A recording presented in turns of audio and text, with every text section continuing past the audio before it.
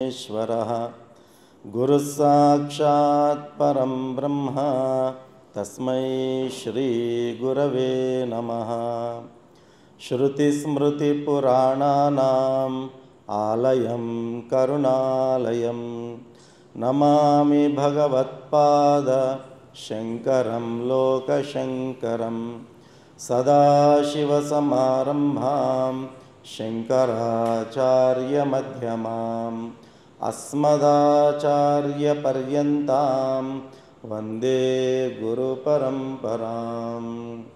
नमस्तेऽस्तु महामाये शक्तिपीठे सुपूजिते शङ्खचक्रगदाहस्ते महालक्ष्मी नमोऽस्तुते। या देवी सर्वभूतेषु शक्तिरूपेण संस्थिता नमस्तस्यै नमस्तस्यै नमस्तस्यै नमो नमः। रामाय रामभद्राय रामचन्द्राय वेदसे रघुनाथाय नाथाय सीताया पतये नमः। आपदामपहर्तारं दातारं सर्वसंपदां लोकाभिरामं श्रीरामं भूयो भूयो नमाम्यहं। मनोजवं मारुततुल्यवेगं जितेन्द्रियं बुद्धिमतां वरिष्ठं वातात्मजं वानरयूतमुख्यं श्रीरामदूतं शरणं प्रपद्ये। बुद्धिर्बलं यशोधैर्यं निर्भयत्वम् अरोगताम् अजाड्यं वाक्पटुत्वं च हनुमान् स्मरणात् भवेत्। नारायणं नमस्कृत्य नरं चैव नरोत्तमं देवीं भगवतीं व्यासं ततो जयमुदीरयेत्।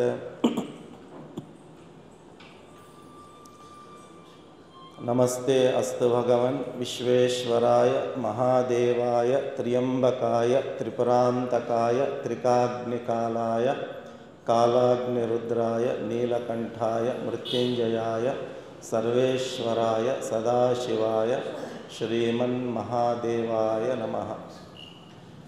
श्रीपूर्णे प्रणवात्मके मणिमये दृस्सारते संस्थितं शान्तं शीतकरप्रभुं गुरुवरं योगासनाधिष्ठितं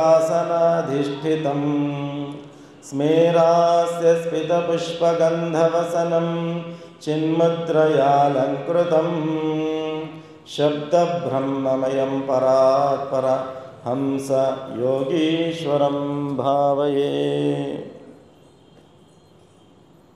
श्री गुरुभ्यो नमः। श्रीमात्रे नमः। శ్రీ సంతమఠ మూల మహాసంస్థానము శక్తిపీఠం ఆధ్వర్యంలో ప్రతి సంవత్సరం కూడా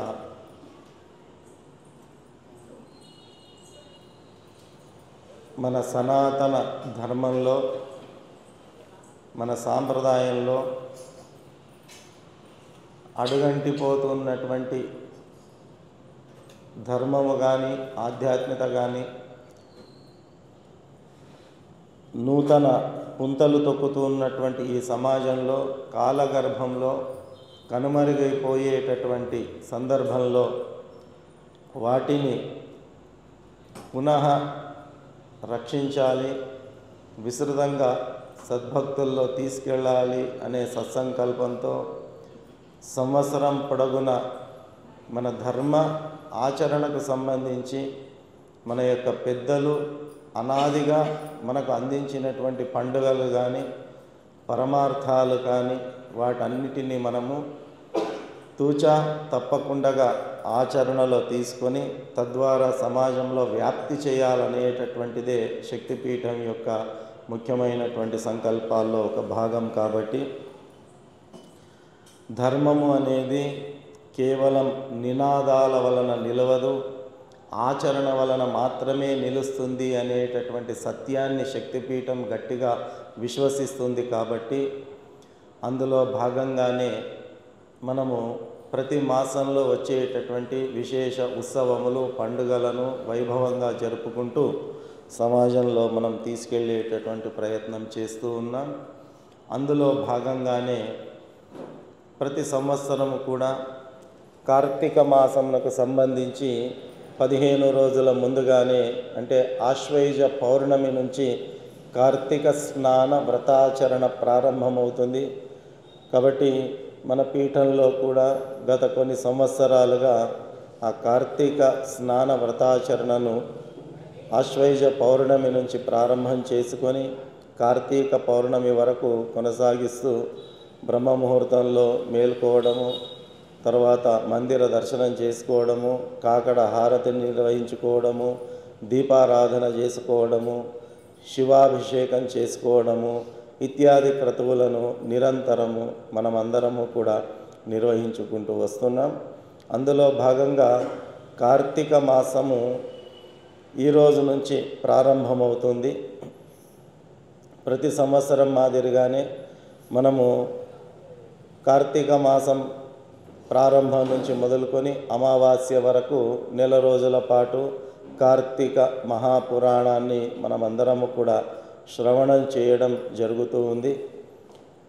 ఈ సంవత్సరము కూడా ఈరోజే కార్తీక మాసం ప్రారంభం అయ్యింది. కాబట్టి మొదటి రోజు కార్తీక మహాపురాణంలో మనం ప్రవేశిస్తూ నేటి దినమునకు సంబంధించినటువంటి విశేషతలను మనం స్పృశించుకుంటూ ముందుకు వెళదాం. అసలు మనకు ఈ కార్తీక మాసమునకు కార్తీకం అనేటటువంటి పేరు ఎందుకు వచ్చింది? ప్రతి ఒక్క మాసానికి మనకు పేర్లు ఉన్నాయి.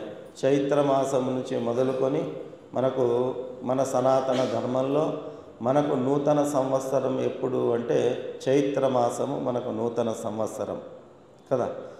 అందరం కూడా జనవరి 1ను నూతన సంవత్సరంగా జరుపుకునేటటువంటి పద్ధతి చాలా వ్యాప్తిలో ఉన్నది. డిసెంబర్ 31 వస్తే చాలు, అర్ధరాత్రి వేళల్లో మేల్కొని రాత్రి 12 దాటితే బాణసంచాలు పేల్చుకొని నానా హంగామాలు చేసుకొని పెద్ద పెద్ద రంగవల్లికలు దిద్దుకుంటూ మనం నూతన సంవత్సరాన్ని మనం నిర్వహించుకోవడం అనేది సమాజంలో చూస్తూ ఉన్నాం. కానీ ఉగాది రోజు మనకు రాను రాను ఇంటి ముందు గొబ్బెమ్మలు కనుమరుగైపోతున్నాయి. సంక్రాంతికి సంబంధించి ఉగాది రోజు ఉండాల్సిన రంగవల్లికలు కనిపించేటటువంటి పరిస్థితి లేదు. అంటే సమాజము మూకుమ్మడిగా ఒకవైపు ప్రయాణం చేస్తూ ఉన్నది.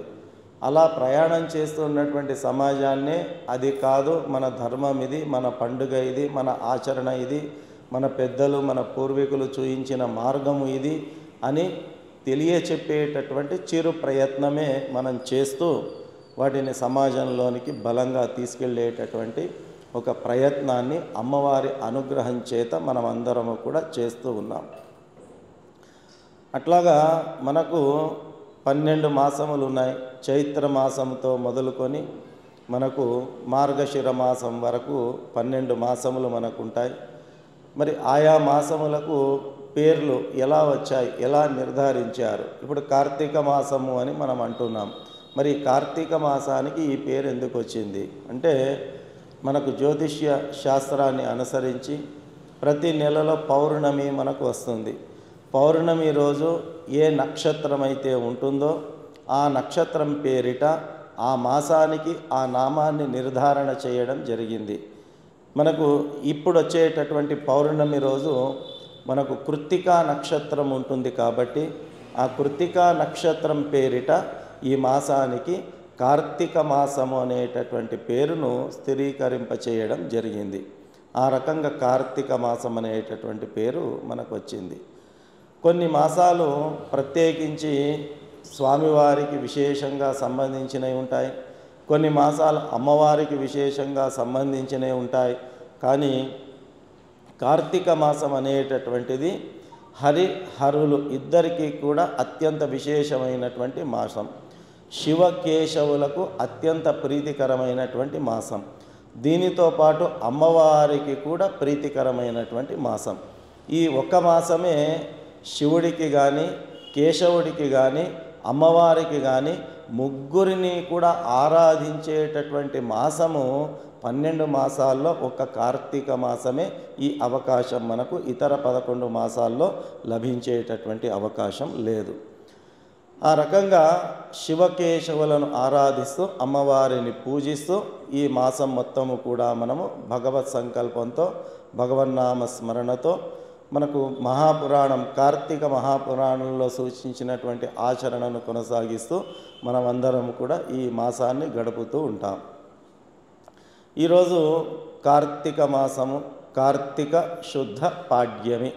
మామూలుగా కార్తీక అని దీర్ఘం పలుకుతూ ఉంటాం అందరం కూడా. మామూలుగా సంస్కృతంలో కార్తీక అనే పదం లేదు. కార్తీక గుడి మాత్రమే, గుడి దీర్ఘం లేదు. కార్తీక మాసం ఇది, కానీ కార్తీక మాసం కాదు.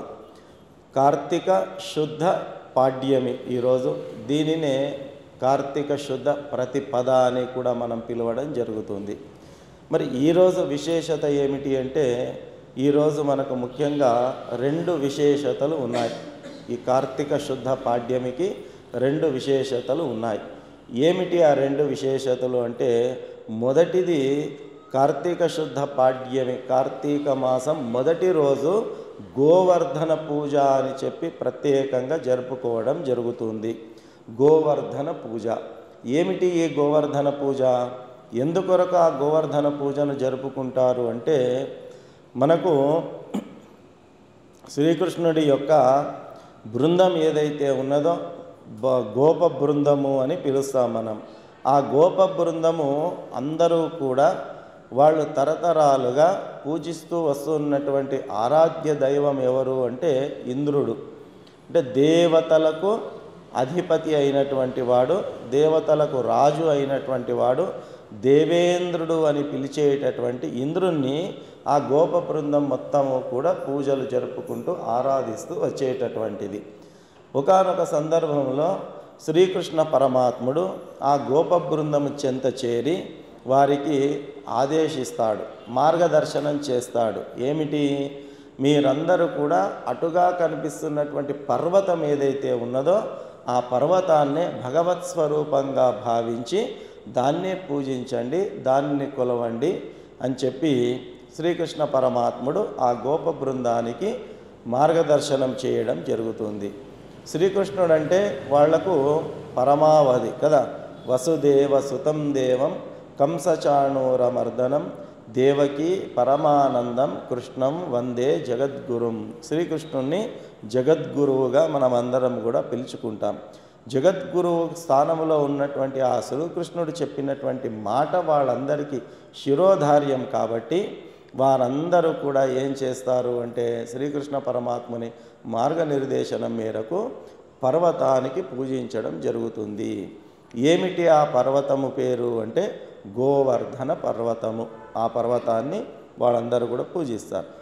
ఎంచక్క ఉదయాన్నే లేచి బ్రహ్మముహూర్తంలో స్నానాధికాలన్నీ పూర్తి చేసుకొని శుచి శుభ్రతతో గోపేడతో ఆ యొక్క మొత్తం కూడా స్థలాన్ని అలికి పవిత్రం చేసుకొని, మన శాస్త్రంలో చెప్పారు ఏ పూజ చేసినా కూడా ఆవు పేడతో అలికి ఆ స్థానాన్ని శుభ్రపరిచి తరువాతే మనము పూజకు సంబంధించిన వస్తువులన్నీ ఉంచుకోవాలి అని మనకు చెప్పడం జరుగుతుంది. కాబట్టి మన ఇళ్లల్లో కూడా దాదాపు ఒక 20 సంవత్సరాలు 30 సంవత్సరాలు ఒక 35 సంవత్సరాల క్రితం వరకు కూడా చూస్తే దాదాపు అందరి ఇళ్లల్లో కూడా ఇంట్లో ఉండేటటువంటి నేల పెండతో అలికేటటువంటి నేలనే అందరి ఇళ్లల్లో ఉండేటటువంటిది.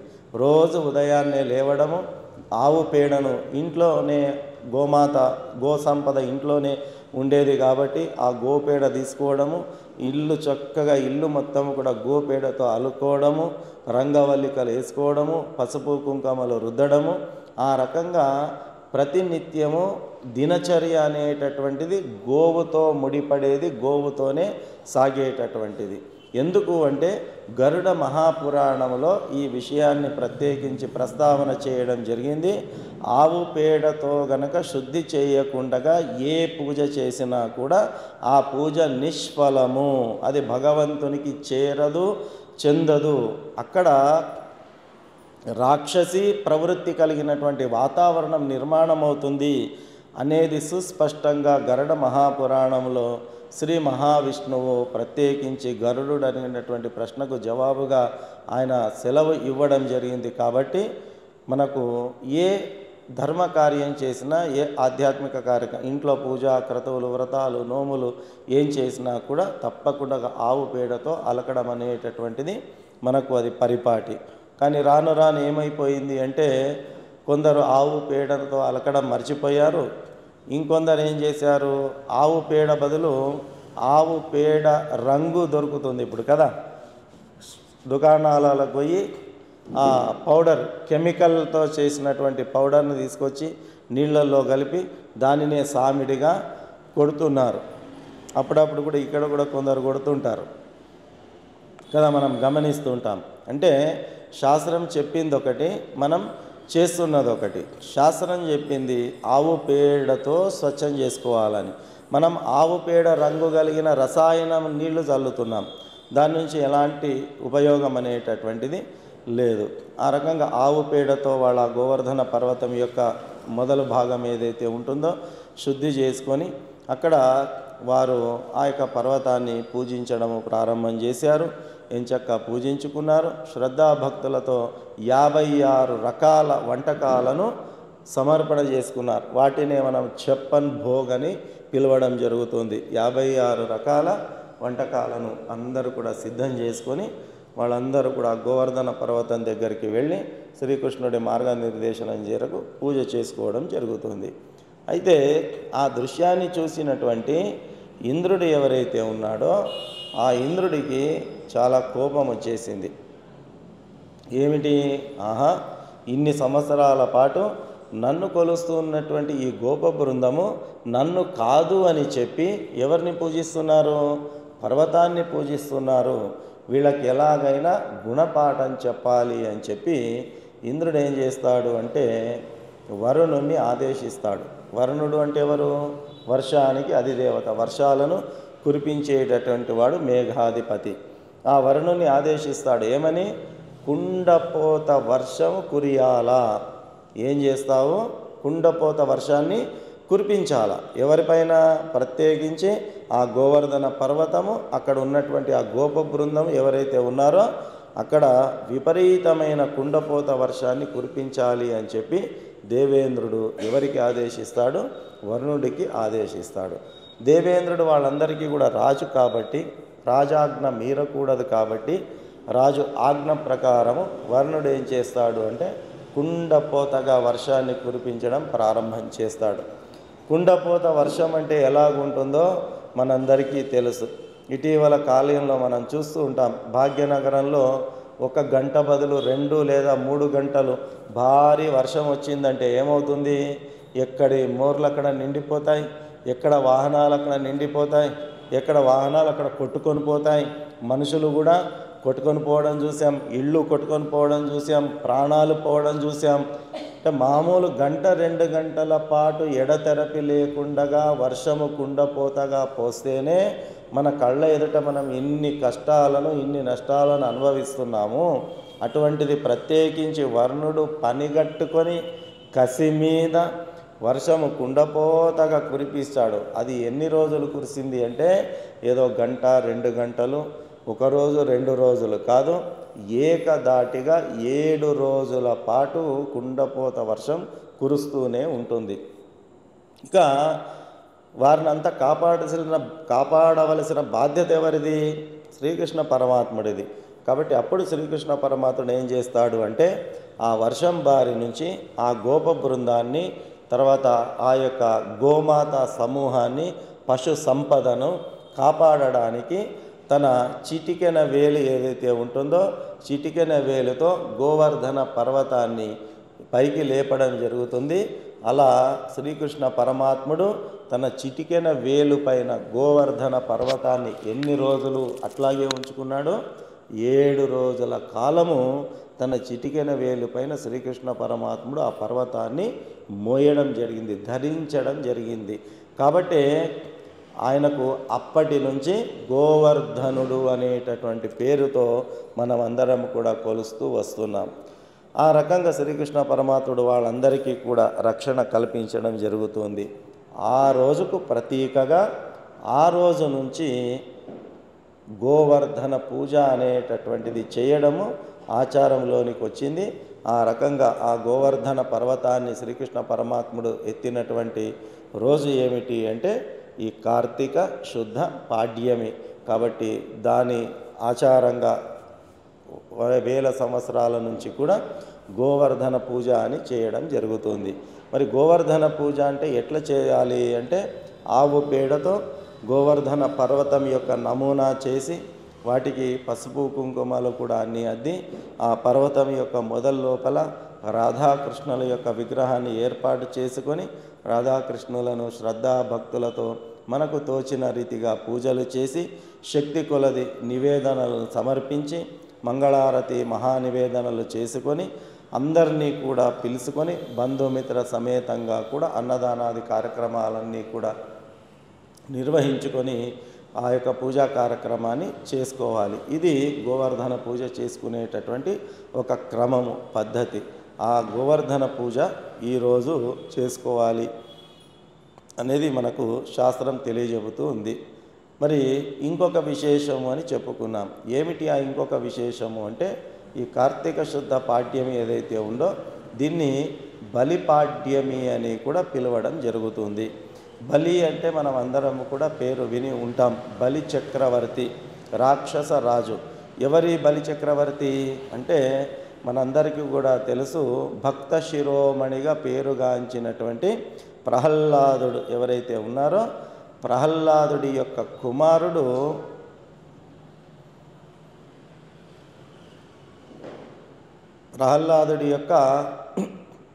కుమారుడు సేనుడు, ఏదో సేనుడు అనేటటువంటి పేరు వస్తుంది. ఆయన యొక్క కుమారుడు ఎవరు అంటే బలి చక్రవర్తి. అంటే ప్రహ్లాదుడి యొక్క మనుమడు బలి చక్రవర్తి. ఇది పేరులోనే బలి అనేటటువంటి పేరు ఉన్నది. అంటే బలి చక్రవర్తికి సంబంధించింది అని మనకు తెలియవస్తుంది. మరి దీని వెనుక ఉన్నటువంటి పురాణ గాథ ఏమిటి అంటే మనందరికీ తెలుసు, దానము అనేసరికి మనకు గుర్తొచ్చేటటువంటి పేరేమిటి వెంబడే దాన వీర శూర కర్ణ అని అంటాం. కర్ణుని గుర్తు చేసుకుంటాం. దానం అనే పేరు వస్తే చాలు, దాన వస్తే వెంబడే వీర శూర కర్ణ అనే పేరు మనకు వచ్చేస్తుంది. అంటే దానానికి ఆయన అంత గొప్పగా పేరుగాంచినటువంటి వాడు. ఒకానొక సందర్భంలో ఆ యొక్క కర్ణుడు ఎడమ చేతితో బంగారు పాత్రను ఒక బ్రాహ్మణుడికి దానం చేస్తూ ఉంటాడు. అప్పుడు అక్కడ ఉన్నటువంటి ఒక మహాత్ముడు అంటాడు, అయ్యా, దానం అనేటటువంటిది కుడి చేతితో సవ్యమైన దిశలో చేయాలి కదా, నీవేంటి ఎడమ చేతితో దానం సమర్పిస్తున్నావు, ఇది సరి అయినటువంటి విషయం కాదు కదా అంటే అప్పుడు కర్ణుడు చెప్పిన విషయం ఏమిటి అంటే మనిషి యొక్క బుద్ధి అనేది చాలా చంచలమైనటువంటిది. వ్యక్తి యొక్క మనసు ఎప్పుడు ఎలా మారుతుందో తెలియదో. ఎడమ చేతిలో ఉన్న పాత్ర కుడి చేతిలో తీసుకునేసరికి ఈ స్వల్ప వ్యవధిలోనే మనిషి బుద్ధి మారిపోవచ్చు, దానం ఇవ్వకూడదనే భావన కలగవచ్చు. కాబట్టి ఆ కొంత కూడా మనస్సుకు అలాంటి అవకాశం కల్పించకూడదు అని చెప్పి మనస్సులో ఎప్పుడు దానం చేయాలి అని సంకల్పం వచ్చిందో వెంబడే చేసేయాలి. కాబట్టి నేను ఇలా చేస్తున్నాను అని చెప్పి కర్ణుడు సమాధానం ఇచ్చాడట. అంటే దానము ఆ రకంగా మనస్ఫూర్తిగా చెయ్యాలి అని మనకు శాస్త్రం చెబుతుంది. ఎందుకు చేయాలి దానము అని అంటే అది కూడా గరుడ మహాపురాణంలోనే మనకు తెలియచెప్పడం జరిగింది. అదాన దోషేన దరిద్ర దోషాత్ కరోతి పాపం పాపాద్ అవశ్యం నరకం ప్రయాతి పునర్దరిద్రే పునరేవ పాపి. అంటే చాలామంది మనము జీవితాల్లో బాధపడుతూ ఉంటాం. అయ్యో నాకెందుకు ఇన్ని కష్టాలు వచ్చినాయి, నాకే ఎందుకు ఇంత దారిద్ర్యం వచ్చింది, నా దగ్గరనే ఎందుకు లక్ష్మీ అనుగ్రహం కలగడం లేదు, నాకే డబ్బుల కొరత ఎందుకున్నది, డబ్బు సమస్య నాకే ఎందుకు వస్తుంది, పలు రకాలుగా మనం బాధపడుతూ ఉంటాం. దీనికంతా కారణం ఒకటి అని మనకు గరుడ మహాపురాణం తెలియజేబుతుంది. నీవు ఎదుర్కొంటున్నటువంటి ఈ సమస్యలకు కారణం ఏమిటి అంటే క్రిత జన్మలో నీవు దానము చేసుకోలేదు కాబట్టి, దానము చేయని కారణంగా పర్యవసానంగా ఇవన్నీ కూడా నీవు దారిద్ర్య కష్ట నష్టములు అనుభవించాల్సి వస్తుంది అని చెప్పి మనకు పురాణం తెలియజెప్తుంది. దారిద్ర అదాన దోషేణ దరిద్ర దోషాత్, దానము చేయకపోవడం వల్ల మనిషికి దారిద్ర్యం కలుగుతుందట కదా.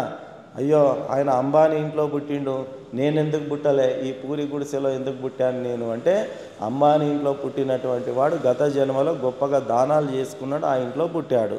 నీవెందుకు ఈ పూరి గుడిసెలో పుట్టావంటే నీవు ఆ జన్మలో దానాలు చేసుకోలేదు కాబట్టి నీవు ఈ రకమైనటువంటి జన్మను పొందావు. నీ జన్మకు కారకుడు ఎవరవు, నీవే, వేరే ఎవరో కాదు. కాబట్టి ఇలాంటి కష్ట నష్టములు రాకుండా ఉండాలి అంటే కనీసం ఈ జన్మలోనైనా దానిని సరిదిద్దుకోవాలి, తోచిన దాన ధర్మాలు చేయాలి అనేది మనకు శాస్త్రం తెలియజెప్తుంది. అదాన దోషేణ దరిద్ర దోషాత్ కరోతి పాపం. ఆ దారిద్ర్యం వల్ల ఏమవుతుంది అంటే మనిషికి చెడు ఆలోచనలు అనేటటువంటివి కలుగుతాయి.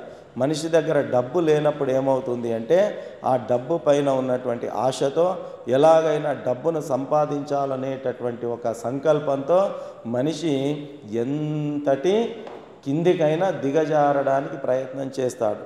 డబ్బు కొరకు ఇక్కడున్న మాట అటువైపు ఒకలాగా, అక్కడున్న మాట ఇటువైపు ఒకలాగా, ఆ రకంగా ఉభయులకు కూడా ఇక్కడి సమాచారం అక్కడ చెప్పడం, అక్కడి సమాచారం ఇక్కడ చెప్పడం. ఎందుకు? ఆ వ్యక్తి యొక్క మనస్సును మెప్పించుకోవడానికి, ఆ ద్వారా ఆయన ద్వారా ఏదైనా లాభం పొందడానికి కదా. ఎదుటి వ్యక్తి ద్వారా లాభం పొందాలి అనే ఒక దీంట్లో మనిషి ఎప్పుడు ఏం చేస్తాడో ఏమీ తెలియదు. కాబట్టి అలా చేయడం అనేది దారిద్ర్యం కంటే గొప్పనైన పాపాన్ని మూటగట్టుకుంటామని శాస్త్రం మనకు చెప్తుంది. చాలామంది అలాంటి పని చేస్తూ ఉంటారు కదా. మన ఎదురుగేమో చాలా చక్కగా రాముడు మంచి బాలుడు, వీళ్ళకే నేను కట్టుబడి ఉన్నాను, వీళ్ళకి ఎలాంటి మోసం చేయడం లేదు, చాలా నీతిగా ధర్మంగా న్యాయంగా ఉన్నాను వీళ్ళ దగ్గర అనేలాగా నటన చేస్తుంటారు. కానీ ఏం చేస్తుంటారు, మన దగ్గర ఉన్న సమాచారాన్ని మొత్తము కూడా పక్క వాళ్లకు సీరియల్లో ఎపిసోడ్లు చూపించినట్లుగా, ఎపిసోడ్లు చెప్పినట్టుగా అవతలి వాళ్లకు ఇక్కడున్న సమాచారాన్ని చేరవేస్తూనే ఉంటారు. అటువంటి వాళ్ళు ఈ జన్మలోనే కాదు ఉత్తర జన్మల్లో కూడా కటిక దారిద్ర్యాన్ని అనుభవిస్తారు. తినడానికి తిండికి గతి లేనటువంటి దుర్భరమైనటువంటి జీవనాన్ని వాళ్ళు పొందుతారు. ఈ జన్మలో కూడా వాళ్లకు శ్రేయస్సు అనేది కలగదు అని ఇది ఎవరు చెప్తున్నారు? గరుడ మహాపురాణంలో ఇవన్నీ విషయాలు, ఇప్పుడు నేను చెప్పేవన్నీ గరుడ మహాపురాణంలో ఉన్నటువంటి విషయాలు. దానివల్ల ఏమవుతుంది అంటే దారిద్ర్యము పెరిగిపోతుంది. దారిద్ర్యం వల్ల పాపము మనస్సులో కలుగుతుంది. ఆ పాపం వల్ల ఏమవుతుంది? పునర్దరిద్రే పునరేవ పాపి. పాపకర్మ చేసినోనికి ఏం స్వర్గం దొరుకుతుందా? లేదు. మళ్ళీ ఏం దొరుకుతుంది? అదే నరకం దొరుకుతుంది. నరకంలో పోయినోడు మళ్ళీ ఎక్కడ పుడతాడు? దరిద్రుడుగానే పుడతాడు. అంటే ఇది ఒక సర్కిల్, ఇదొక చైన్. కాబట్టి అటువంటి దుర్భరమైనటువంటి నీచమైనటువంటి జన్మ మనకు కలగకూడదు అంటే మనం ఏం చేయాలా? శక్తి కొలది దానం చేయాలా. మనకు తోచిన కొలది ఏదైనా, మనకి ఎంత శక్తి భగవంతుడు ఇస్తాడో అందులోనే మనము దానం చేసేటటువంటి ప్రయత్నం చేయాలి. అట్లాగా దానము అంటే మనకు కర్ణుడు మనకు ఉదాహరణగా ఉన్నాడు. మరి కర్ణుడు ఒక్కడైనా దానం ఇచ్చేటటువంటి దాంట్లో అంటే చాలా గొప్పవాళ్ళు ఉన్నారు. మన యొక్క పురాణాలు అన్నీ కనుక మనం చూసినట్టయితే శిబి చక్రవర్తి ఉన్నాడు, రఘువంశానికి చెందినటువంటి వాడు కదా, రాముడి యొక్క వంశంలో ఉన్నటువంటి వాడు. శిబి చక్రవర్తి ఒకానొక సందర్భంలో ఒక కిరాతకుడు పావురాన్ని వెంబడిస్తూ వస్తాడు. పావురాన్ని వెంబడిస్తూ వస్తే ఆ పావురము శిబి చక్రవర్తి చెంత వచ్చినప్పుడు ఆ పావురాన్ని వేటాడి తీసుకెళ్ళడానికి ఆ కిరాతకుడు ప్రయత్నం చేస్తే అప్పుడు శిబి చక్రవర్తి అడ్డగిస్తాడు. అడ్డగించి ఏం చేస్తాడు, ఈ పావురాన్ని నీవు చంపడానికి వీలు లేదు అంటే, నేను కిరాతకుని, నా యొక్క ఉద్యోగం ఏమిటి, వేటాడి ఆహారాన్ని తీసుకోవడము, కాబట్టి నా ఆహారాన్ని నీవు లాగేసుకోవడం అది ధర్మం కాదు, కాబట్టి మరి ఈ ఆహారాన్ని లాగేసుకుంటే దీనికి సమానమైన ఇంకో ఆహారాన్ని నాకు ఇవ్వు, నేను ఈ పావురాన్ని వదిలిపెడతాను అంటే ఆ శిబి చక్రవర్తి తన తొడ ఏదైతే ఉంటుందో ఆ పావురం ఎంతైతే బరువు ఉంటుందో ఆ సమానమైనటువంటి బరువు కలిగినటువంటి మాంసాన్ని శిబి చక్రవర్తి తన తొడలో నుంచి కోసేసుకొని ఆ తొడలో ఉన్న మాంసపు ముద్దను ఆ కిరాతనుకి ఇవ్వడం జరుగుతుంది. ఇగో పావురానికి సరిపడా తూకం కలిగిన ఈ మాంసం ముద్ద ఇచ్చాను, తీసుకో, పావురాన్ని వదిలిపెట్టు అని అంటాడు. అంటే తన శరీర భాగాన్ని కోసి ఇచ్చేటటువంటి అంతకంటే గొప్ప దానగుణం ఇంకొకటి ఉంటుందా? అలాంటి గొప్ప దాన ప్రవృత్తి కలిగినటువంటి వాళ్ళు మన ధర్మంలో ఉన్నారు. మరి అంతేనంటారా? మనము దేవేంద్రుడి యొక్క ఆయుధం ఏమిటి? వజ్రాయుధము అని మనం చెప్తాం. మరి ఆ వజ్రాయుధం ఎక్కడి నుంచి వచ్చింది అంటే, దధీచి అనేటటువంటి మహర్షి, ఒక సద్బ్రాహ్మణుడు, చాలా తపస్సంపన్నుడైనటువంటి వాడు దధీచి మహర్షి. వారికి చెప్తారు, దానవులను ఓడించాలి అంటే దేవేంద్రుడు ఖచ్చితంగా ఆ వజ్రాయుధాన్ని పొందాలి, ఆ వజ్రాయుధం ఉంటేనే ఆ దేవేంద్రుడు దానవులను ఓడించగలుగుతాడు, లేకపోతే లేదు అని అంటే ఆ యొక్క దధీచి మహర్షి దగ్గరికి వెళ్ళి అన్యథా శరణం నాస్తి అని చెప్పి ఆయన శరణు కోరితే ఆయన తన తపశ్శక్తి ద్వారా అగ్నిని, తన శరీరాన్ని తానే తన తపస్సుతో మొత్తము కూడా దగ్ధం చేసుకుంటాడు, తన శరీరాన్ని కాల్చుకుంటాడు. కాల్చుకోగా మిగిలినటువంటి ఆ వెన్నుపూస ఏదైతే ఉంటుందో, వెన్నుమొక్క ఏదైతే ఉంటుందో ఆ వెన్నుమొక్కతో ఆ యొక్క ఆయుధాన్ని తయారు చేయడం జరుగుతుంది. అది వజ్రాయుధంగా పేరుగాంచింది. ఆ ఆయుధాన్ని దేవేంద్రుడు తీసుకొని ఆ ఆయుధంతోనే దానవులను ఓడించడం జరుగుతుంది. అంటే చూడండి, ధర్మ సంస్థాపన కొరకు, అధర్మ నాశన కొరకు ఒక మహర్షి తన శరీరాన్ని తనను తానే కాల్చుకొని తన ఎముకలను ఆయుధంగా చేసి ఇచ్చాడు. ఇంతకంటే గొప్ప దానం చేసేటటువంటి వారు మనకు ఎక్కడైనా దొరుకుతారా? ఇది మన ధర్మంలో ఉన్నటువంటి గొప్పతనం. కాబట్టి దానము చేయడం వల్లనే జీవితములో ఉత్తమ స్థితిని మనం పొందగలుగుతాము అని చెప్పి ఆ రకంగా ఆ కోవలోనే వచ్చేటటువంటి వాడెవరు? బలి చక్రవర్తి. ఆయన కూడా దానానికి పేరెన్నికగన్నవాడు. కానీ కొన్నిసార్లు ఏమైపోతుంది అంటే మనిషికి అహం అనేటటువంటిది చాలా పెద్ద సమస్యను, పెద్ద కష్టాన్ని, నష్టాన్ని తీసుకొని వస్తుంది. అహంభావము అని అంటాం, దాన్నే గర్వము అని కూడా మనం చెప్పడం జరుగుతుంది. కాబట్టి జగద్గురు ఆదిశంకరాచార్యుల వారు మోహముద్గరము అనేటటువంటి దాంట్లో మనకు చాలా చక్కగా చెప్తారు. దానినే భజ గోవిందం అనేటటువంటి పేరిట మనం పిలుచుకుంటాం. ఏం చెప్పారు ఆదిశంకరాచార్యుల వారు? చాలా సందర్భాల్లో మనం దీన్ని పునరావృతం చేసుకున్నాం. మా కురు ధన జన యౌవన గర్వం హరతి నిమేషాత్ కాల సర్వం.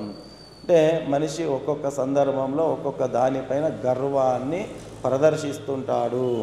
ఒక వ్యక్తికి నాకే జ్ఞానం ఉంది అనేటటువంటి గర్వం, ఇంకొక వ్యక్తికి నా దగ్గరనే శక్తి ఉంది అనే గర్వం, ఒక వ్యక్తికి నా దగ్గరనే డబ్బు ఉంది అనే గర్వం, ఒక వ్యక్తికి నేనే ఉద్యోగం చేస్తాను, గొప్ప ఉద్యోగంలో ఉన్నా అనే గర్వం, ఒక వ్యక్తికి నాకే పెద్ద వ్యాపారం ఉంది అనే ఒక గర్వం, ఒక వ్యక్తికి నా దగ్గరనే కిలోల కొద్ది బంగారు ఉంది అనే గర్వం, ఒక వ్యక్తికి రాజకీయంగా నేనే ఉన్నతంగా ఉన్నాననేటటువంటి ఒక గర్వం. అట్లా ఒకరొకరికి ఒక్కొక్క విభాగంలో గర్వము అనేటటువంటిది దహించి వేస్తుంది. ఇది జగద్గురు ఆదిశంకరాచార్యుల వారు చెప్పారు. అందుకే దేనిపైన మనిషి గర్వపడకూడదు, గర్వం అనేటటువంటిది ఉండకూడదు. నేనున్నాను స్వామిని, నేనుంటేనే శక్తిపీఠం నడుస్తుంది అని అంటే అది నాలో ఏమొచ్చినట్టు? గర్వభావన, అహంభావన వచ్చినట్టు. ఎప్పుడైతే ఆ భావన మనకు వస్తుందో నేనున్నాను కాబట్టే ఈ వ్యాపారం నడుస్తుంది, లేకుంటే నడవదు. నేనున్నాను కాబట్టే ఈ పని నడుస్తుంది, లేకుంటే ఈ పని నడవదు. నాలాగా ఈయన చేయలేడు. ఇది ఏంటిది? గర్వభావన. ఈ గర్భభావన ఏం చేస్తుందట? మనిషిని పాతాళానికి నెట్టివేస్తుందట. శంకరాచార్యుల వారు చెప్తున్నారు, మా కురు, అలా చేయొద్దు నాన్న. మా కురు ధన జన యౌవన గర్వం.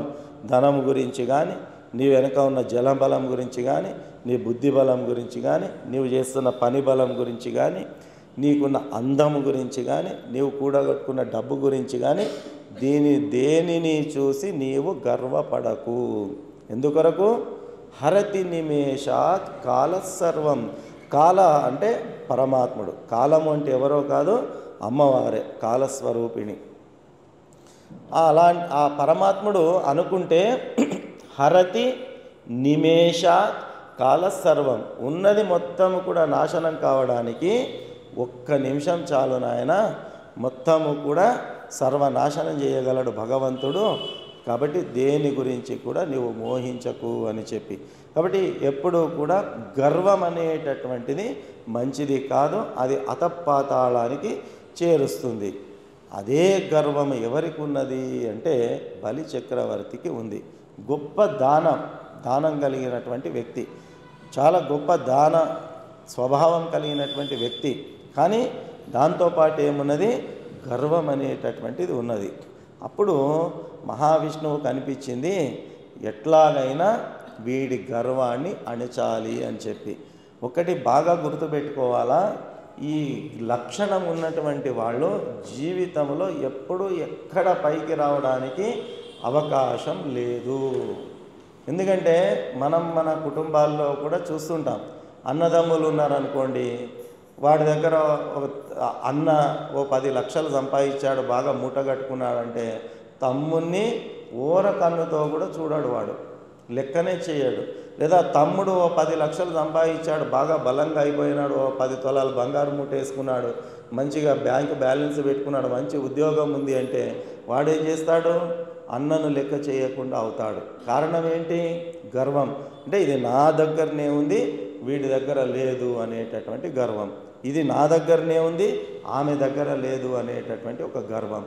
ఈ గర్వభావన అనేది ఖచ్చితంగా పాతాళానికి నెట్టివేస్తుంది.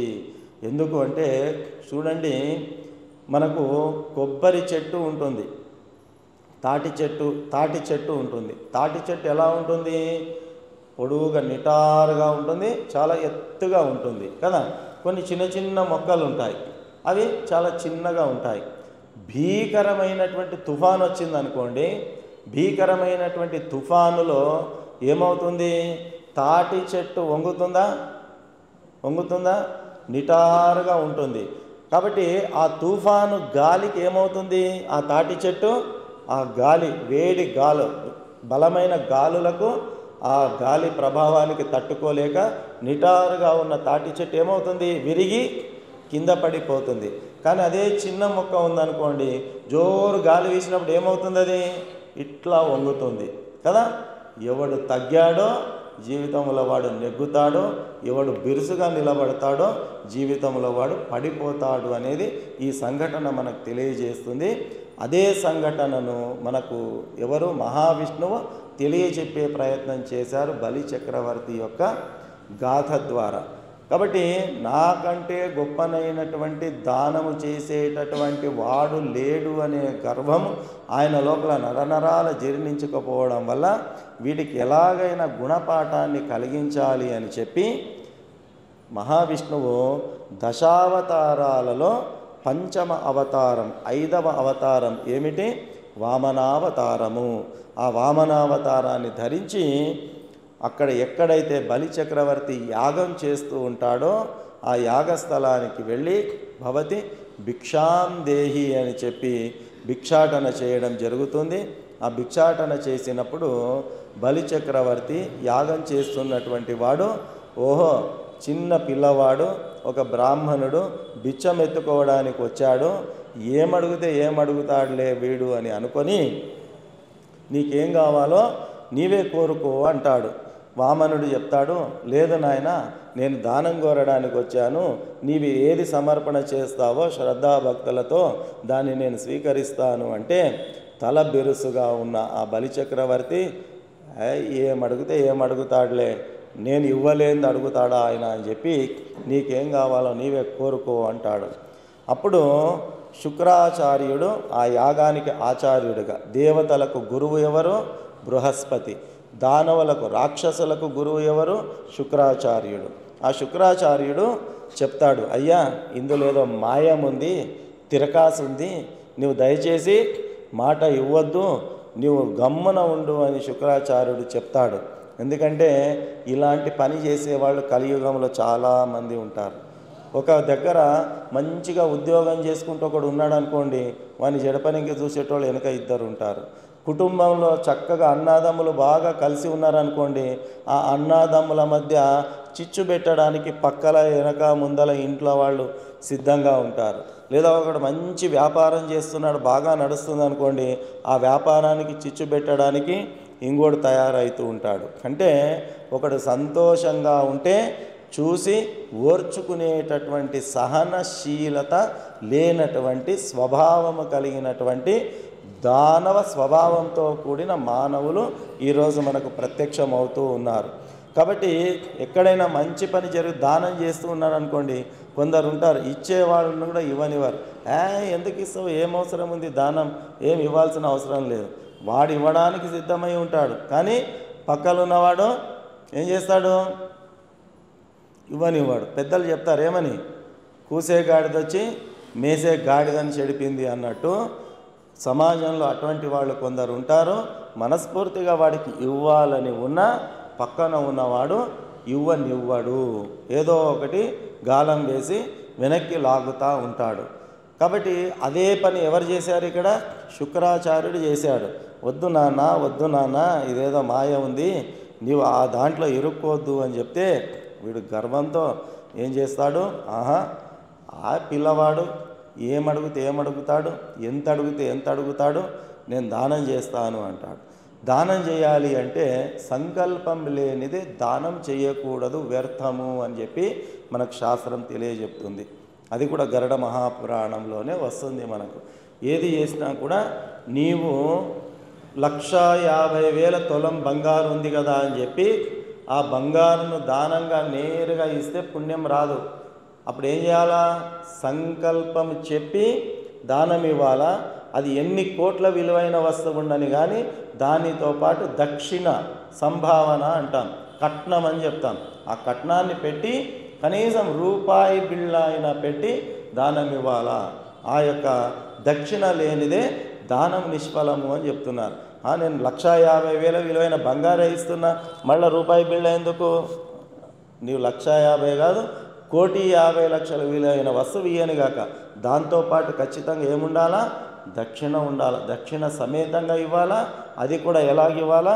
సంకల్పము చేసి ఇవ్వాలా. కాబట్టి బలిచక్రవర్తి సరే నీకేం కావాలో కోరుకో, దానికి కావాల్సిన సంకల్పాన్ని నేను చేస్తాను అంటాడు. శుక్రాచార్యుడు మళ్ళీ అడ్డుపడతాడు. అయ్యా ఎంత చెప్పినా వినిపించుకోవా అంటే, నేను యజ్ఞం చేస్తున్నాను, మహాయాగం చేస్తున్నాను. యాగం సమయంలో ఒక బ్రాహ్మణుడు వచ్చాడు, భిక్ష అడుగుతున్నాడు కదా, దానం చేయకుండా నేను ఎన్ని యజ్ఞయాగాలు చేసినా ఏం ఫలితం వస్తుంది, నేను దానం ఇచ్చే తీరుతాను అని చెప్పి ఆయన చేయి చాచితే ఆ యొక్క వామనావతార రూపంలో మహావిష్ణువు తన చేతిలో ఉన్న కమండలం ఏదైతే ఉంటుందో ఆ కమండలంలోని నీళ్లు వేయడానికి వెళతాడు. సంకల్పానికి నీళ్లు వేయాలి కదా, ఆ నీళ్లు వేయడానికి వస్తే ఎలాగైనా ఈ నీళ్లు బయటికి వస్తేనే కదా సంకల్పం అయ్యేది. ఈ నీళ్ళని బయటికి రాకూడదని చెప్పి ఆ కమండం యొక్క ముఖభాగం ఏదైతే ఉంటుందో అందులోపల పోయి శుక్రాచార్యుడు సూక్ష్మ శరీరాన్ని దాల్చి దాక్కుంటాడు. ఎక్కడైతే నీళ్ళు వచ్చే భాగం ఉంటుందో అక్కడ ఇరుక్కుంటాడు, ఇక నీళ్లు బయటికి రావు. అది గమనించిన ఆ వామనుడు ఏం చేస్తాడు అంటే, పక్కనే ఉన్నటువంటి దర్భపుల్ల, మొదెము అంటాం మనం, ఆ దర్భపుల్లని తీసుకొని గుచ్చుతాడు. అప్పుడేమవుతుంది? ఒక కన్నుకు పుచ్చుకుంటుంది. కాబట్టి శుక్రాచార్యుడికి ఒకటే కన్ను ఉంటుంది, 2 కన్నులే, ఒక కన్ను పోయి ఉంటుంది. గుడ్డోడు ఒకటే కన్ను ఉంటుంది. ఎందుకు? ఆ వామనుడు దర్భపుల్లతో కూర్చున్న సందర్భంలో ఆయనకు ఆ కన్ను పోయి ఉంటుంది అన్నమాట. ఆ రకంగా వాడు ఆ బాధకు పక్కన తప్పుకుంటాడు, సంకల్పం అవుతుంది. ఏం కావాలా కోరుకో అంటే, నాకు ఏమొద్దు, కేవలం 3 అడుగుల స్థలం మాత్రమే ఇవ్వు అని ఎవరు వామనుడు కోరుకుంటాడు. ఓస్ 3 అడుగులే కదా, మొత్తం భూమండలానికి చక్రవర్తిని నేను ఏమో అడుగుతాడు అనుకున్నాను, 3 అడుగులు కదా అడిగింది అని చెప్పి సరే అని చెప్తాడు. చెప్తే ఒక అడుగు ఎక్కడ పెడతాడు వామనుడు?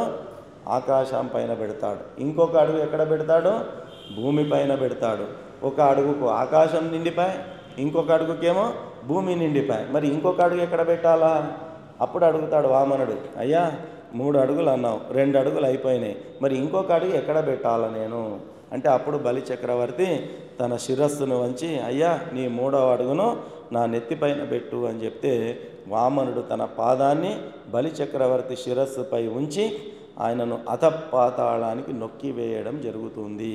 ఆ నొక్కి వేసేటటువంటి సమయంలో బలి చక్రవర్తి తన తప్పును మన్నించమని ప్రాధేయపడతాడు. గర్వంతో నేను విర్రవీగిపోయాను, అహంకారాన్ని ప్రదర్శించాను, అందుకే మహాత్ముల దగ్గర, పెద్దల దగ్గర, గురువు దగ్గర, మందిరంలో, సత్సంగంలో అహంకారాన్ని ప్రదర్శించకూడదు అని పెద్దలు చెప్తారు. మనం ఇలాంటి సత్సంగాలకు కానీ మందిరాలకు కానీ వచ్చేటప్పుడు చెప్పులను బయట వదిలి వస్తాం కదా. ఇక్కడ వచ్చేటప్పుడు కూడా చెప్పులను ఎట్లాగైతే వదిలి వచ్చామో, చెప్పుతో పాటు మనలో ఉన్న మాలిన్యాలను కూడా అక్కడే వదలాలి. చెప్పుతో పాటు మన హోదాను కూడా, నేను వ్యాపారస్తుని, నేను పోలీస్ని, నేను బ్యాంక్ ఎంప్లాయీని, నేను ఉద్యోగిని, నేను కోటీశ్వరుని, నేను లక్షాధీశుని, నేను హీరోని, నేను హీరోయిన్ని, నేను ఫలానా వాణ్ణి, నేను గిలానా వాణ్ణి, నీవు ఏదైతే ఉపాధులు అనుకుంటావో అవన్నీ చెప్పులను వదిలినట్టు నీ పొజిషన్ కూడా, నీ స్థానాన్ని కూడా అక్కడనే వదిలి ఒక భక్తునిలా భగవంతుని చెంతకు, మహాత్ముల చెంతకు రావాలి అని శాస్త్రం మనకు తెలియచేస్తుంది. నేను అలా చేయలేకపోయాను, పొరపాటు చేశాను, పొరపాటు జరిగింది. అన్యథా శరణం నాస్తి త్వమేవ శరణం మమ, అయ్యా నన్ను కాపాడు, రక్షించు, అనుగ్రహించు అని చెప్తే, అప్పుడు ఆ యొక్క వామనావతారంలో ఉన్న శ్రీ మహావిష్ణువు చెప్తాడు, అయ్యా నిన్ను అనుగ్రహిస్తున్నాను, నిన్ను పాతాళానికి నెట్టివేస్తున్నాను కాబట్టి పాతాళానికి నిన్ను చక్రవర్తిగా నియామకం చేస్తున్నాను, నువ్వు పాతాళాన్ని ఏలుకో. అప్పుడు బలి చక్రవర్తి అంటాడు, స్వామి పాతాళాన్ని అనుగ్రహించావు, నేను పాతాళాన్ని ఏలుకుంటాను, కానీ ఈ భూమిపైకి రాకుండా చేసావు కదా నన్ను అంటే, అప్పుడు బలి చక్రవర్తి ప్రార్థిస్తాడు, కనీసం సంవత్సరంలో ఒక్క రోజైనా నాకు ఈ భూమిపైకి వచ్చేటటువంటి అవకాశాన్ని నాకు కల్పించు అని చెప్పి బలి చక్రవర్తి ప్రార్థించడం చేత, వామనుడు తథాస్తు అనడం చేత, ఆ రకంగా పాతాళాన్ని పాలించేటటువంటి బలి చక్రవర్తి సంవత్సరానికి ఒక్కరోజు భూమిపైకి వస్తాడు. ఆ ఒక్కరోజే ఈ కార్తీక శుద్ధ పాడ్యమి, దానినే బలి పాడ్యమి, బలి ప్రతిపద పేరిట మనం పిలుచుకుంటాం. అత్యంత విశేషమైనటువంటి రోజు. ఈరోజు బలిని స్మరించుకోవాలి, పూజించుకోవాలి అని మనకు శాస్త్రం చెబుతుంది. బలిని ఎట్లా పూజించుకోవాలి అని అంటే, ఆ బియ్యపు పిండితో బలి చక్రవర్తి యొక్క చిత్రాన్ని వేసి గోమయంతో శుద్ధి చేసుకొని, బియ్యపు పిండితో బలి చక్రవర్తి యొక్క చిత్రాన్ని వేసుకొని, పసుపు కుంకుమలతో షోడశోపచారాలతో ఆయనను పూజించాలా. ఎందుకు పూజించాలా బలి చక్రవర్తికి అంటే, మనిషికి కావలసినటువంటి గొప్ప ధనం ఏమిటి ఈ యొక్క సంసారంలో, ఇప్పుడున్న ఈ జీవితంలో అంటే ఆయుష్ అనేది అన్నిటికీ మించినటువంటి గొప్ప ఆస్తి అన్నమాట. అన్నిటికంటే గొప్ప విలువైనటువంటిది. ఆరోగ్యముతో కూడిన ఆయుష్ అత్యంత విశేషమైనటువంటిది. పుట్టి ఆయుష్ ఉంటే లాభంలే కదా. ఇప్పుడు 40 ఏళ్ళే ఉంటాడు, కాళ్ళు చేతులు పడి మంచంకి పడ్డాడు అనుకో, భూమికి భారం తిండికి భారం అని పెద్దలు చెప్పినట్టు వాడు అందరికీ భారం అయిపోతాడు. కుక్క బతుకుతాడు వాడు. కాబట్టి అది కూడా జగద్గురు ఆదిశంకరాచార్యుల వారు ఆ మోహముద్గరంలోనే చెప్పారు, అయ్యా నీ దగ్గర శరీరంలో శక్తి ఉన్నంత వరకే, నీ చేతిలో డబ్బు ఉన్నంత వరకే నీకు విలువ ఇస్తుంది ఈ సమాజము. నీ శరీరంలో సత్తువ తగ్గిపోయిన రోజు, నీ దగ్గర డబ్బు లేని రోజు, కుక్కకు వేసిన అన్నము వలె నిన్ను కూడా ఒక జంతువుగా భావించి బిచ్చం వేస్తుంది, నీ కుటుంబ సభ్యులే నిన్ను కుక్కలా వ్యవహారం చేసే రోజు వస్తుంది నాయన. నువ్వు మంచం మీద పడుంటే కూడా నీ వైపు తిరిగి కూడా నీ కుటుంబ సభ్యులు చూడరు. నీ ఇంట్లో కొడుకులు కానీ మనమణులు కానీ తిరుగుతూ ఉంటే, నీ చేతిలో డబ్బు లేకపోతే, నీ శరీరంలో సత్తువ లేకపోతే, ఒరే ఇటు రారా అని పిలిస్తే చిన్న బుడ్డోడైన నీ మనమడు కూడా నీ మాటను వినడు, నీ దగ్గరికి రాడు, నీ మీద గౌరవాన్ని ప్రదర్శించరు. నానా తిట్లు తినుకుంటూ కుక్కలకు పందులకు అన్నం విసిరినట్టు విసిరేస్తారు. నీ ఉన్న మంచం వైపు కూడా తిరిగి చూడరు. ఈ మాటలన్నీ ఎవరు చెప్తున్నారు? జగద్గురు ఆదిశంకరాచార్యుల వారు చెప్తున్నారు. కాబట్టి గరుడ మహాపురాణం కూడా రెండు విషయాలను చాలా స్పష్టంగా చెప్తుంది. తెలివి బుద్ధిమంతుడు ఎవరు, తెలివి గలవాడెవడు అంటే రెండిటిని కాపాడుకునేటటువంటి వాడు తెలివిమంతుడట. ఏ రెండిటిని? ఒకటి శరీరాన్ని, రెండవది డబ్బును. ఈ రెండిటిని కాపాడుకునేటటువంటి వాడే జ్ఞాని అని చెప్పి గరుడ పురాణం చెప్తుంది. ఈ రెండిటిని ఎందుకు కాపాడుకోవాలి అంటే శరీర మాధ్యం కలు ధర్మ సాధనం. నీవు ధర్మం చేయాలి అంటే, ధర్మ సాధన చేయాలి అంటే, ఆధ్యాత్మిక సాధన చేసి ఈ జీవనానికి ముక్తిని నువ్వు పొందాలి అంటే ఒకటే ఒక మాధ్యమము, అది ఈ శరీరము. కాబట్టి ఈ శరీరాన్ని కాపాడుకుంటేనే నువ్వు ధర్మం చేయగలవు, దానం చేయగలవు, పూజ చేయగలవు, వ్రతాలు చేయగలవు, నోములు చేయగలవు, యజ్ఞాలు చేయగలవు, యాగాలు చేయగలవు, మంచి కార్యాలలో నువ్వు పాల్గొనగలవు. కాబట్టి ఈ శరీరాన్ని కాపాడుకోవాలా. రెండవది డబ్బును కాపాడుకోవాలా. ఎందుకు అంటే నువ్వు ధర్మకార్యం చేయాలి అంటే కూడా ఏం కావాలా? డబ్బు కావాలా. డబ్బు లేనిదే ఏమీ చేయలేము. భగవంతుడికి మహానివేదన చేయాలంటే ఒక టెంకాయ కొట్టాలంటే కూడా డబ్బు కావాల్సిందే. నైవేద్యం పెట్టాలన్నా డబ్బు కావాల్సిందే. పూజకు సాంబారాలు తెచ్చుకోవాలన్నా డబ్బు కావాల్సిందే. కాబట్టి శరీరాన్ని, డబ్బును రెండింటిని కాపాడుకోవాలి అని చెప్పి మనకు శాస్త్రం చెబుతూ ఉన్నది. ఆ రకంగా ఆరోగ్యముతో కూడిన ఆయుష్ను పొందడానికి బలి చక్రవర్తితో ఈరోజు మనమందరము ప్రార్థించాలట. ఎందుకంటే సప్త చిరంజీవులలో ఆయన ఒకడు. అశ్వత్థామ, బలిర్వ్యాసో, హనుమాంశ విభీషణ, కృప, పరశురామశ్చ సప్తైతే చిరంజీవిన. అంటే ఈ 7 మంది చిరంజీవులు ఉన్నారట. అంటే చిరంజీవిత్వము అంటే మరణమే లేదట వీళ్ళకు. అటువంటి వాడు ఎవరు? బలి చక్రవర్తి. సంపూర్ణ ఆయుష్ ఉన్నటువంటి వాడు. కాబట్టి మనం ఏది కోరాలన్నా ఉన్నవాని దగ్గరనే కోరాలా. నీకు 100 రూపాయలు కావాలనుకోండి, రోడ్డు మీద బిచ్చం ఎత్తుకునే వాని దగ్గరికి పోయి 100 రూపాయలు అంటే వాని దగ్గర దొరుకుతాయా? వాడే బిచ్చం ఎత్తుకుంటున్నాడు డబ్బుల కొరకు. వానితో అడిగితే మీకేం దొరుకుతాయి? దొరకవు. అంటే ఏది ఎవరి దగ్గర ఉంటుందో వాళ్ళ దగ్గర పోయి ప్రార్థిస్తే దొరికే అవకాశం ఉంటుంది మనకు. కాబట్టి చిరంజీవత్వాన్ని పొందినటువంటి వాడు బలి చక్రవర్తి. కాబట్టి ఆ బలిని మనం ప్రార్థించాలట. అయ్యా మాకు సంపూర్ణ ఆరోగ్యముతో కూడిన ఆయుష్ను ప్రదానం చెయ్యి అని చెప్పి ఆ బలి చక్రవర్తిని ఈరోజు ప్రత్యేకించి వేడుకొని దీపారాధన చేసి ఆయనను స్మరించాలి అని చెప్పి మనకు శాస్త్రం చెబుతుంది. కాబట్టి ఈ రకంగా మనకు ఈరోజు గోవర్ధన పూజ, రెండవది బలి పాడ్యమి, ఈ 2 విశేషాలు ఈరోజు ఉన్నాయి. మరి రేపటి విశేషము కూడా చెబుతూ మనము ఈ యొక్క నా వాణికి నేను విరామం ఇస్తాను. రేపటిది ఇప్పుడే ఎందుకు చెప్తున్నాను అంటే రేపటిది రేపు చెప్తే చేయాల్సింది చేయలేం కదా. రోజు మొత్తం అయిపోయాక సాయంత్రం ఈరోజు ఇట్లా చేయాలని చెప్తే ఏం చేస్తాం మనము? ఏం చేయలేం. ఇప్పుడు చెప్తే కనీసం రేపు చేసే అవకాశం ఉంటుంది. ఇంకోటి ఏమిటి అంటే రేపు యమద్వితీయ అనేటటువంటి తిథి రేపటి రోజు. కార్తీక శుద్ధ విధియ యమద్వితీయ. దీనినే భగిణీ హస్త భోజనము అనే పేరిట కూడా రేపటి రోజును పిలుస్తారు.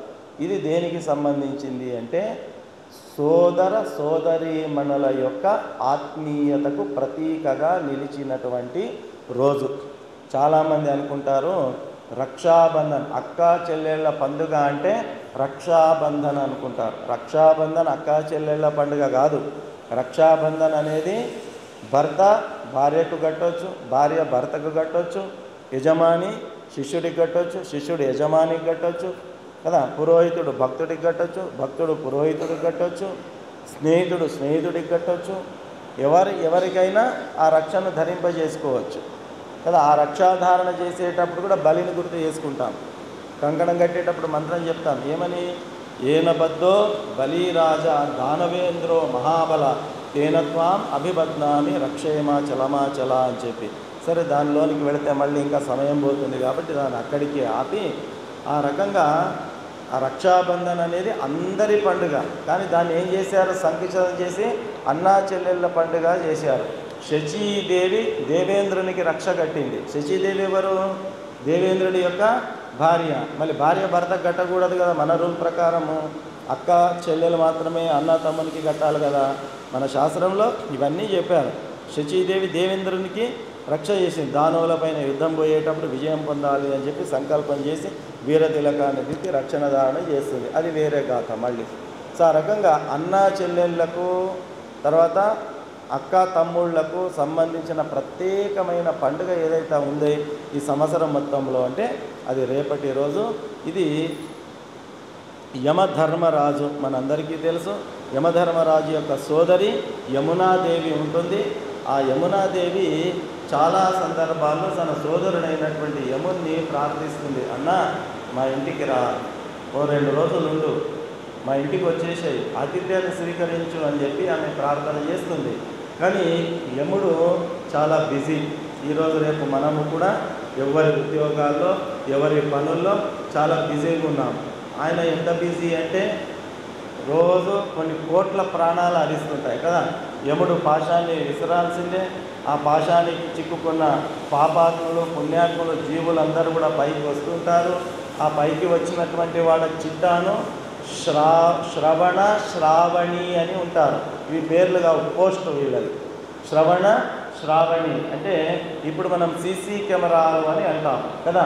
సీసీ కెమెరాలు ఇప్పుడు వచ్చినటువంటి ఈ సీసీ కెమెరాలు ఏం చేస్తాయి అంటే ఇక్కడున్న వాటిని మాత్రమే క్యాప్చర్ చేస్తాయి. ఈ పరిధి దాటిపోతే సీసీ కెమెరాలు క్యాప్చర్ చేయవు. కానీ ముల్లోకాల్లో ఏ కాలంలోనైనా ఎక్కడైనా ఏమి జరిగినా అన్నిటిని క్యాప్చర్ చేసే సీసీ కెమెరాలు ఎవరు అంటే మనకు మళ్ళీ అదే గరుడ మహాపురాణం తెలియజేస్తుంది. శ్రవణ శ్రావణులు వాళ్ళు. శ్రవణులు ఏం చేస్తారు, మగవాళ్ళు చేసే తప్పప్పులన్నీ రికార్డు చేసుకుంటుంటారు.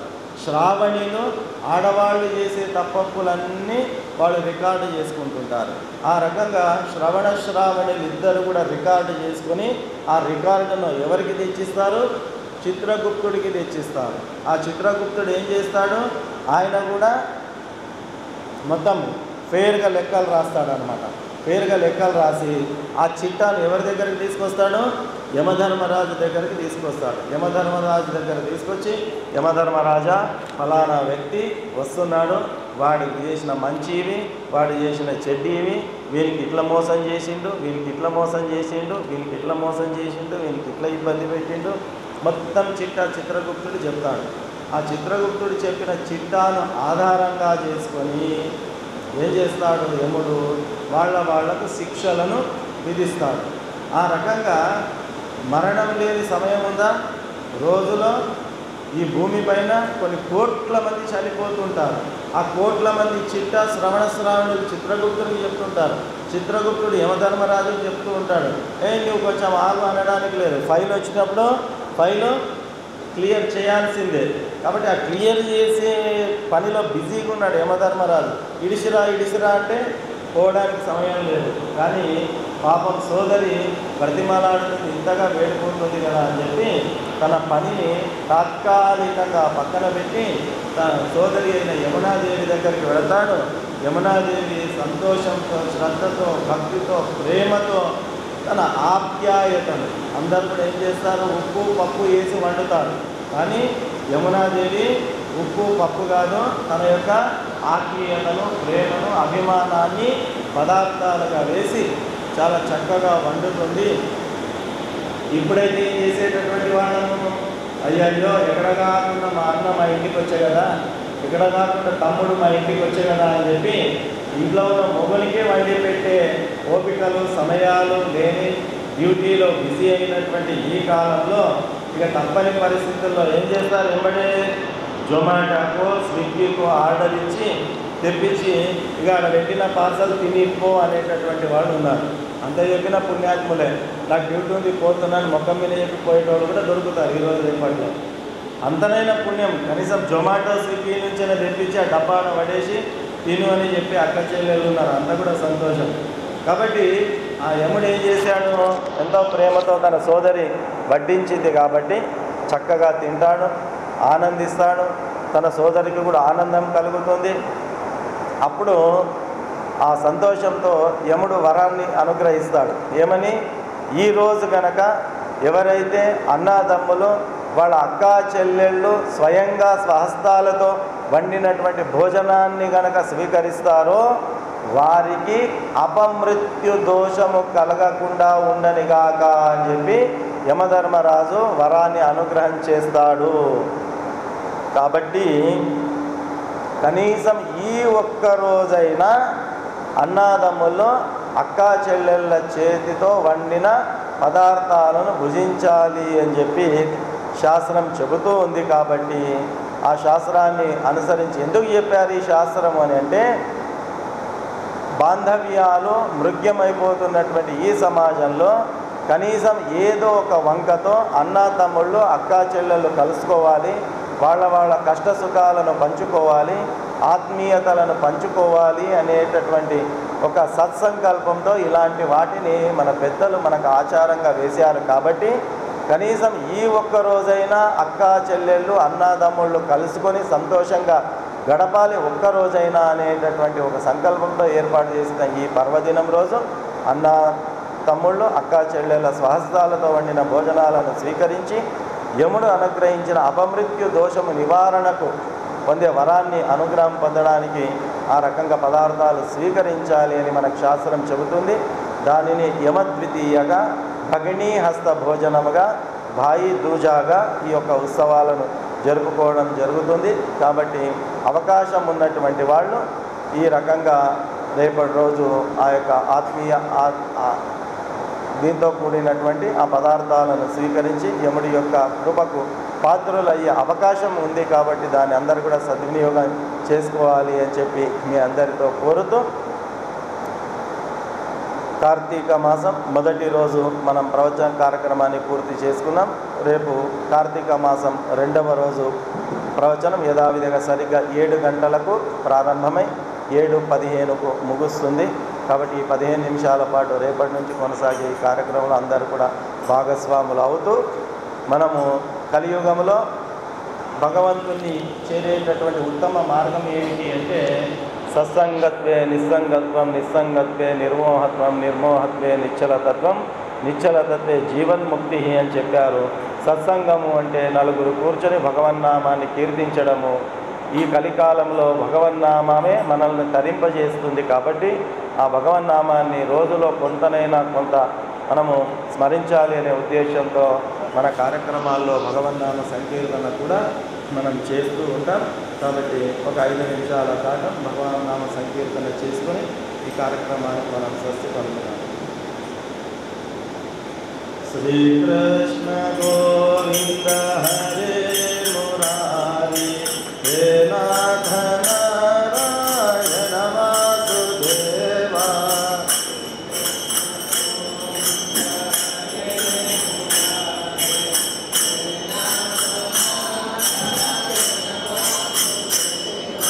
శ్రీకృష్ణ గోవింద హరే మురారి హే నాథ నారాయణ వాసుదేవా.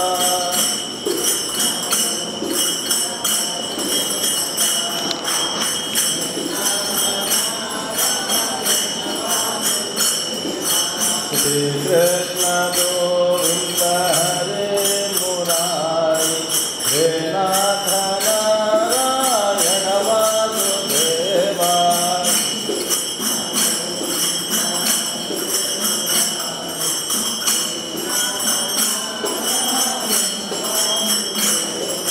ప్రద్యుమ్న దామోదర విశ్వనాథ ముకుంద విష్ణు భగవన్ నమస్తే.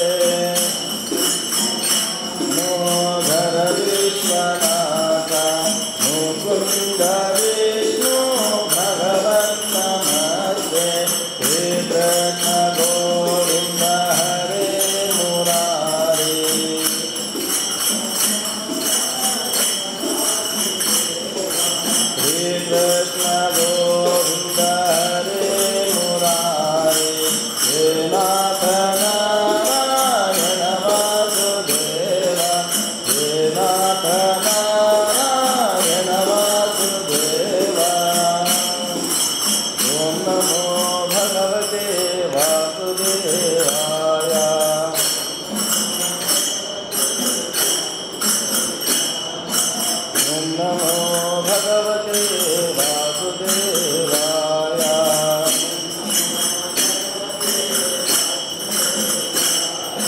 वासुदेवाय श्रीकृष्णाय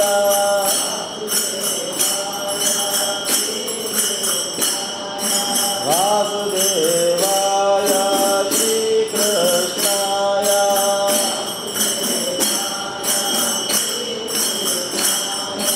ॐ नमो भगवते वासुदेवाय।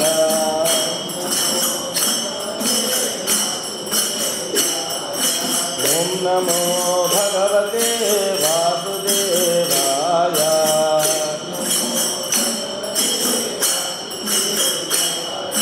श्रीराम श्रीराम जय राम श्रीराम।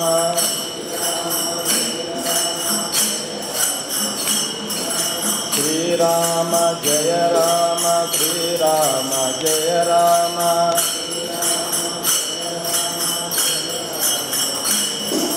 श्रीराम जय राम श्रीराम जय राम।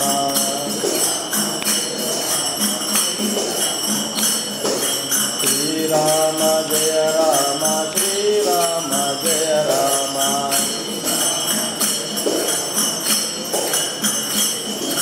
श्रीराम जय राम श्रीराम जय राम।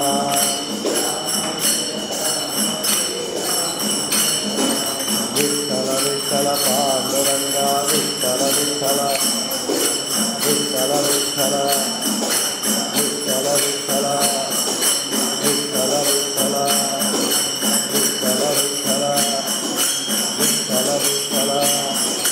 विठ्ठल विठ्ठल विठ्ठल विठ्ठल विठ्ठल विठ्ठल विठ्ठल पांडुरंगा विठ्ठल पांडुरंगा पांडुरंगा विठ्ठल पांडुरंगा विठ्ठल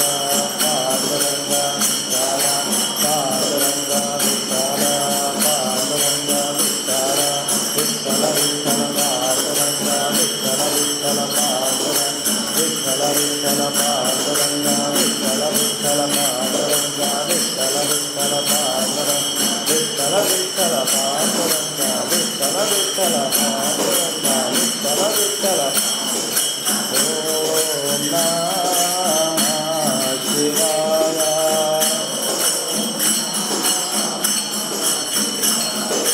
ॐ नमः शिवाय हर नमः शिवाय।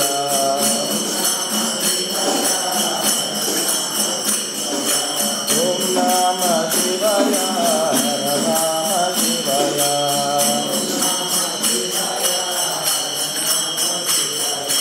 ॐ नमः शिवाय।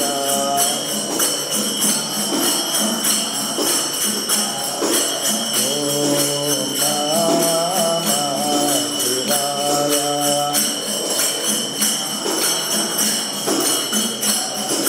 शारदे पाहि मां शङ्करारक्षमा।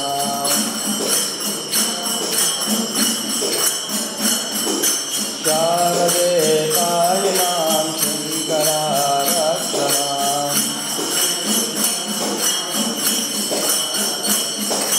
शारदे पाहि मां शङ्करारक्षमा।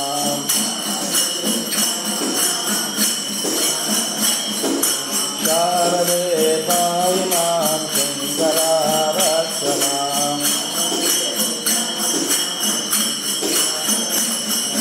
शारदे पाहि मां शङ्करारक्षमा।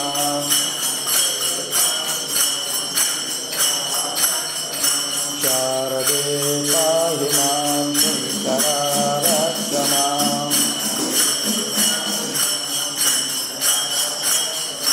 शारदे पाहि मां शङ्करारक्षमा।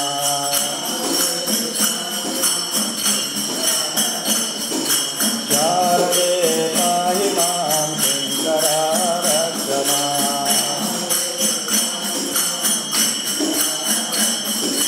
शारदे पाहि मां शङ्करारक्षमा।